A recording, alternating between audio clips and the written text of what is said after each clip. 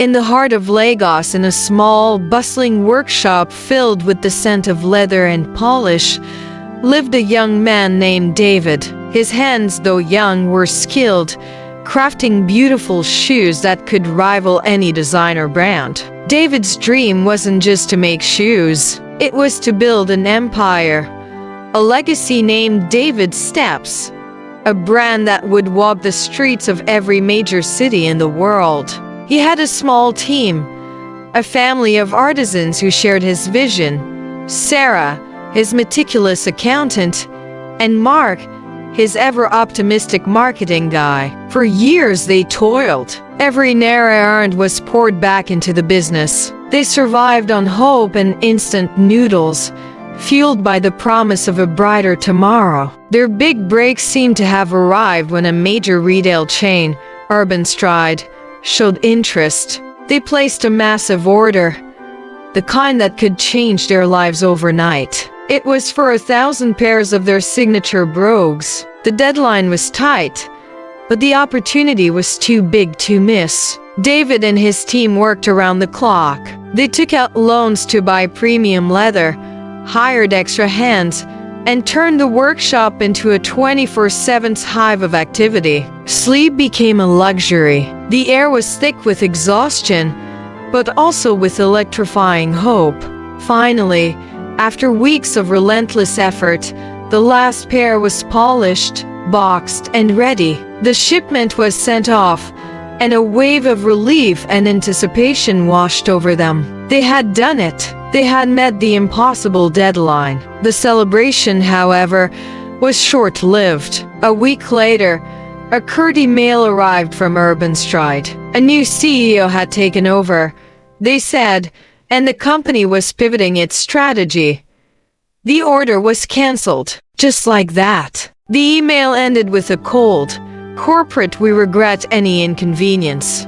Inconvenience? It was devastation. The loans they had taken, the materials they had bought, the salaries for the extra hands, it all came crashing down on them. The workshop fell silent. The vibrant hum of machines was replaced by the heavy weight of despair. Mark, usually the fountain of positivity, couldn't even look David in the eye. Sarah sat hunched over her ledgers, the red ink looking like blood on the page. David felt a hollowness in his chest, a chasm of failure that threatened to swallow him whole. He had poured his soul into this.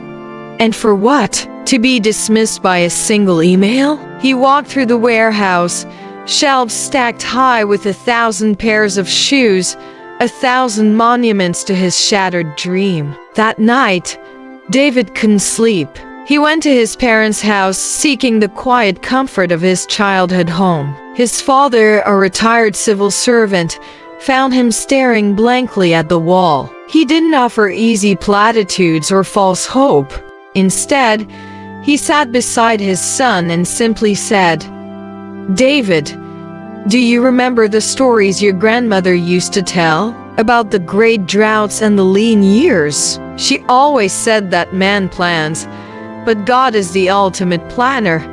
He then began to hum an old tune, a melody that David hadn't heard in years. It was his grandmother's favorite hymn. The next morning, feeling a sliver of strength he didn't know he had, David called a meeting. Sarah and Mark shuffled in, their faces etched with defeat. "We're not giving up," David said, his voice quiet but firm. "I don't know how, but we're not giving up."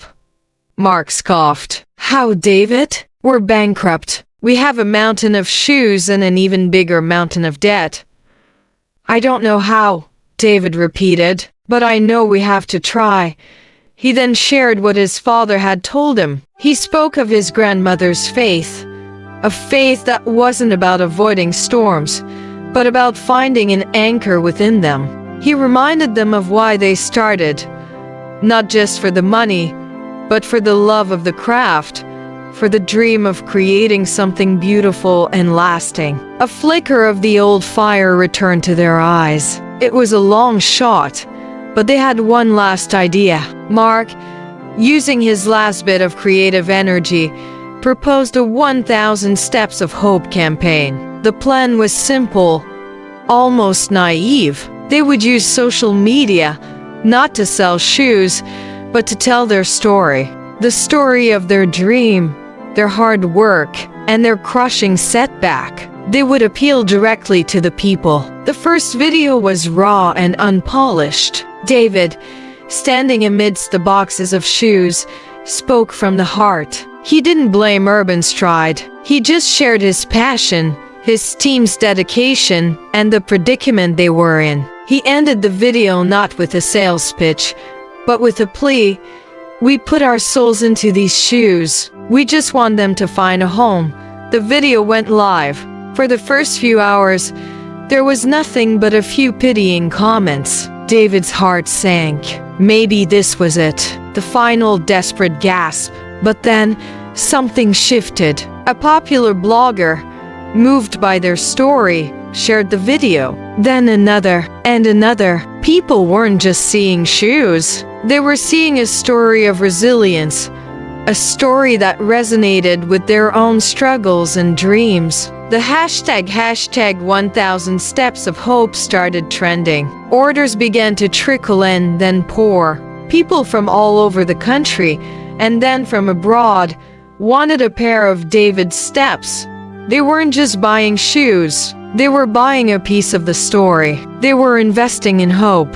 Within a week, they had sold over half the stock. By the end of the month, every single one of the 1,000 pairs was gone. But it didn't stop there. The story caught the attention of a boutique investment firm that specialized in supporting local artisans.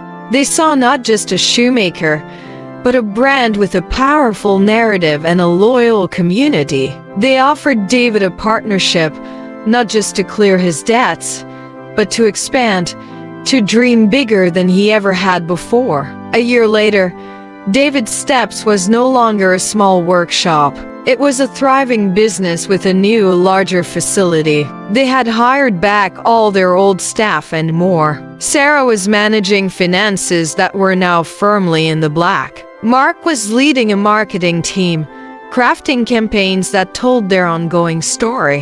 One evening, as David walked through his bustling new factory, the hum of machinery a sweet symphony to his ears, he thought back to that dark time. He thought of the crushing email, the silent workshop, the mountain of shoes. It had felt like the end, an absolute, unsurvivable flood. But it wasn't. It was a shelter from a storm he couldn't see. If Urban Stride hadn't cancelled, they would have been a small, dependent supplier, their fate tied to the whims of a large corporation. The flood of despair had forced them to seek higher ground, to build their own ark, and to connect directly with the people who would ultimately sustain them. He realized his grandmother's faith wasn't about a God who prevents floods, but a God who provides the ark, a help in ages past, and a hope for years to come. The storm had come, the waters had risen, but they had been sheltered. The trial had become their testimony. The obstacle had become the way. He looked at the vibrant life around him, a dream not just resurrected, but reborn, stronger and more beautiful than before. That deep, unshakable truth that our times are in his hands, that he's our shelter from the stormy blast, is a timeless one. David's story is a modern parable of this ancient faith. It reminds us that even when our plans crumble and the floods of disappointment rise, there is a refuge. Our help is not in contracts or in powerful men, but in the one who has been our home through all generations. If you know that the mercy of God will never fail, and that the same God who saw David through his darkest hour will see you through the years to come, all the way to 2026 and beyond, then lift your voice and sing this powerful hymn with me. O God, our help in ages past, our hope for years to come.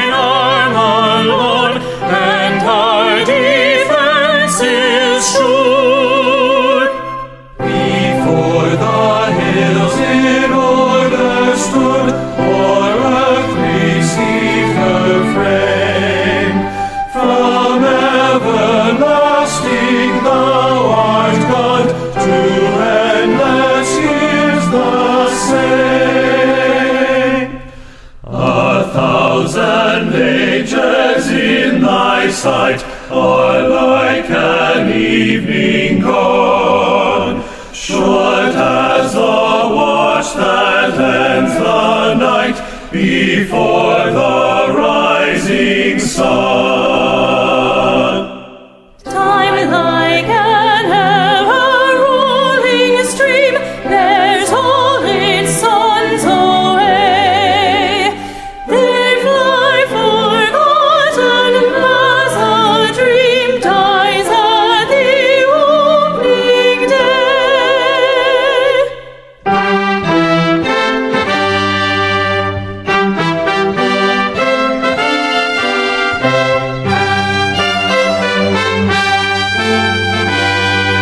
Oh God, our help in ages past, our hope for years to come. Be